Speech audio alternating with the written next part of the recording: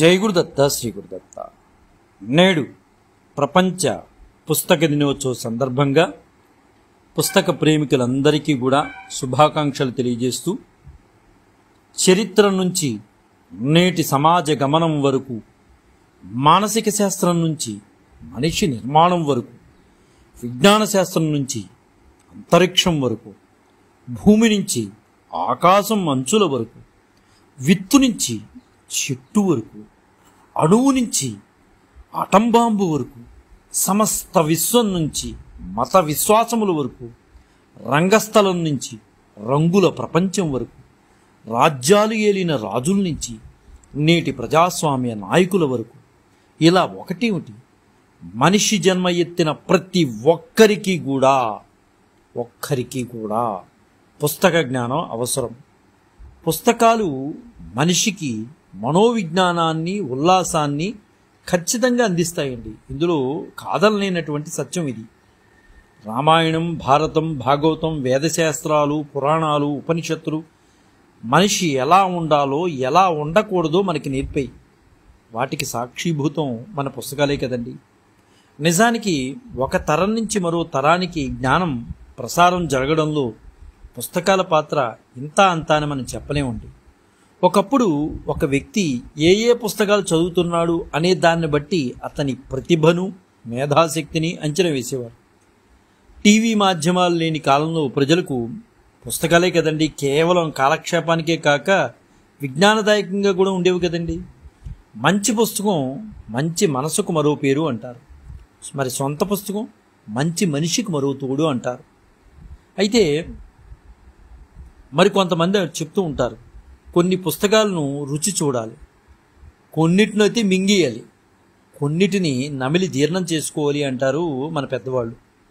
పుస్తకం కన్నతల్లి ప్రేమను పోషిస్తుందని చాలామంది మహానుభావులు చెప్పిన విషయమేనండి ఇది. మంచి పుస్తకం జ్ఞానాన్ని రంగరించి పెడుతుంది. దాన్ని జీర్ణం చేసుకుని నరానికి ఎక్కించుకోవడమే మనం చేయాల్సినటువంటి పని అండి. మరొక ప్రముఖ రచయిత కాఫ్కా అనే ఆయన ఇంకాస్త ముందుకెళ్ళి ఒక మంచి పుస్తకం ఎలా ఉండాలో చాలా గొప్పగా చెప్పారండి. ఇది మనం గుర్తుపెట్టుకోవాల్సిన విషయం. మనల్ని గుచ్చి గాయపరిచి ఇబ్బంది పెట్టే రచనలనే మనం చదవాలి.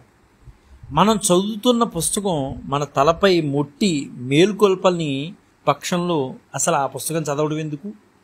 మన్ని మేలుకొల్పని పుస్తకం మన ముందు 1000 ఉంటే ఉపయోగమే ఉంది.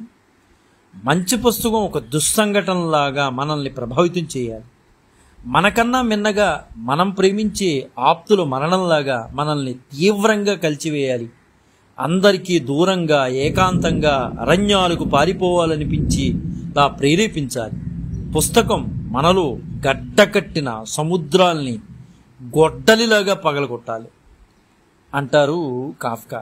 తినడానికి లేకపోయినా పుస్తకాలు కొనేవాళ్ళు, పుస్తకాలున్నా చదవలేని వాళ్ళు చాలామంది ఉన్నారండి ఈ సమాజంలో. పుస్తకం విలువ దాన్ని చదివేవాడికే తెలుస్తుందండి. ఈ విషయం మాత్రం వాస్తవం అండి. చదివేవాడికి చదవనివాడికి తేడా ఏంటంటే వాళ్ళ మాటల్లో మనకి తెలిసిపోతుంది. పుస్తక జ్ఞానం ఉన్నవాడి మాట, పుస్తక జ్ఞానం లేని వాడి మాట, వాళ్ళ మాటల్లో మనకు సుస్పష్టంగా మనకు తెలుస్తుందండి. ఇలాంటి పుస్తకాల ప్రాధాన్యాన్ని అందరూ గుర్తించే ఉద్దేశంతో ఈరోజు అంటే ఏప్రిల్ 23ను ప్రపంచ పుస్తక దినోత్సవంగా ప్రకటించింది మన ఐక్యరాజ్య సమితి అండి. రచయితల హక్కుల పరిరక్షణ కోసం ఇదే రోజు కాపీరైట్ దినోత్సవం కూడా పాటిస్తున్నారండి. పుస్తకం అంటే విజ్ఞాన భాండాగారంగా మనం మాట్లాడుకోవచ్చండి. ఇది ఒక మహాసముద్రం లాంటిదండి. అందుకనే సంఘ సంస్కర్త అయినటువంటి కందుకూరి వీరేశలింగం పంతులు గారు ఒక మాట, అద్భుతమైన మాట అన్నారండి. చిరిగిన చొక్కా అయినా తొడుక్కో, కానీ మంచి పుస్తకం మాత్రం కొనుక్కో అని అన్నాడు ఆయన. కానీ నేడు సాంకేతిక విజ్ఞానం కొత్త పుంతలు తొక్కుతోందండి. కొద్ది ఇంటర్నెట్, వాట్సాప్ల సంభాషణలతో పసిపిల్లవాడి దగ్గర నుంచి పెద్దల వరకు కూడా కాలాన్ని వృధా చేస్తున్నారే కానీ ఎవరు కూడా ఒక మంచి పుస్తకాన్ని చదవడానికి మక్కువ చూపించట్లేదండి. వాట్సాప్లు, ఫేస్బుక్ల మీద చూపించినటువంటి ఇంట్రెస్ట్ ఒక మంచి పుస్తకాన్ని చదవడానికి ఇష్టపడట్లా. ఆనాడు చదువు లేని వాళ్ళు కూడా చదవడానికి ప్రయత్నం చేసేవారండి. ఒక పుస్తకం కొనుక్కుని చక్కగా చదవడానికి ప్రయత్నం చేసేవారు. ఈనాటి తరానికి పుస్తకం చదవడం అంటే ఒక వికారంలాగా తయారైంది. చిన్నప్పటి నుంచి పిల్లల్లో కథల పుస్తకాలు చదివించే అలవాటు చేస్తేనండి అదే అలవాటు మారి యువతరం అన్ని విషయాల్లో పోటీ పడేటట్లు పుస్తకాలు చదవడంలో పోటీ పడతారండి. ప్రపంచవ్యాప్తంగా ఆశ్చర్యపోయే సంఘటన ఒకటి ఉందండి. 77.4 కోట్ల మంది ప్రజలు అసలు పుస్తకం చదవటం లేదని యునెస్కో సర్వేలో వెల్లడైందండి.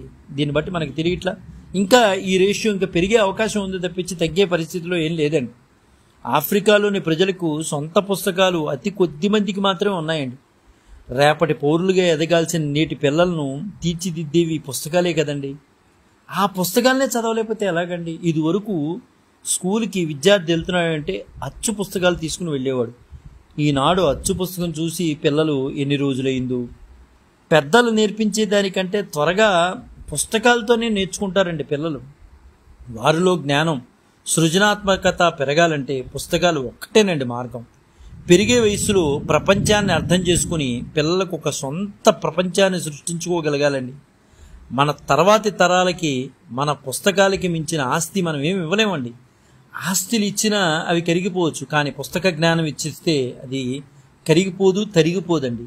కాబట్టి మన పిల్లలకు పుస్తక జ్ఞానం అందిద్దాం. వాళ్ళు జ్ఞాన వికాసాన్ని పెంపొందించడానికి మనం ప్రయత్నం చేద్దాం. మన హైందవ సంప్రదాయంలో రాయిలో కూడా దైవాన్ని దర్శించగలిగే గొప్ప సంప్రదాయం మనకు ఉందండి. అందుకే మనం చదివే పుస్తకాన్ని సరస్వతీ మాతతో మనం పోలుస్తాం. గూగుల్కి వెళ్ళి చదివిన దానికన్నా పుస్తకాన్ని కొని తెచ్చుకుని ఇంట్లో పెట్టి చదివిన దానికి చాలా తేడా ఉందండి. ఈ రోజైనా పుస్తకాన్ని కొనడం అలవాటు చేసుకుందామండి. మన విజ్ఞానమును ప్రపంచానికి పంచుదాం. అందుకనే మన పెద్దలు అంటూ ఉంటారు, పుస్తకం హస్తభూషణం. అలాగే మన సుభాషితకారులు కూడా చాలా చక్కగా చెప్తూ ఉంటారండి. పుస్తకం వనితా విత్తం పరహస్తం గతం గతః అథవా పునరాయాతి జీర్ణం భ్రష్టాచ కండసః. ఎంత చక్కగా చెప్తోందండి మన సుభాషితాలు. పుస్తకం వనితా విత్తం పరహస్తం గతం గతః అథవా పునరాయాతి జీర్ణం భ్రష్టాచ కండసః. అంటే పుస్తకం కానీ, స్త్రీ కానీ, డబ్బు కానీ పరాయి వాళ్ళ చేతుల్లోకి వెళితే అవి తిరిగి రావటం జరగదండి. ఒకవేళ తిరిగి వచ్చినా పుస్తకం అనేది చిరిగిపోతుంది, స్త్రీ చెడిపోతుంది, డబ్బులు విడతలుగా వస్తాయి. కాబట్టి మనం పుస్తకాన్ని ఎంత కాపాడుకోవాలనేది చాలా సుస్పష్టంగా మన సుభాషితకారులు మనకు తెలియజేశారు. నేడు ప్రపంచ పుస్తక దినోత్సవం సందర్భంగా పుస్తక ప్రేమికులందరికీ కూడా నా శుభాకాంక్షలు తెలియజేస్తున్నాను. జై గురుదత్త, శ్రీ గురుదత్త, శ్రీపాద శ్రీవల్లభ చరణదాసుడు, మానికొండ రాజశేఖర శర్మ, రాజమహేంద్రరావు. స్వస్తి.